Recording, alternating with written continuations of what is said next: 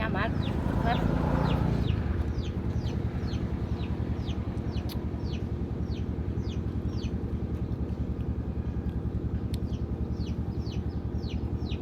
cho mẹ bỏ ơi mơ cho mẹ bỏ ơi má cho mẹ bỏ ơi sao mơ cho mẹ bỏ ơi sao được chân chị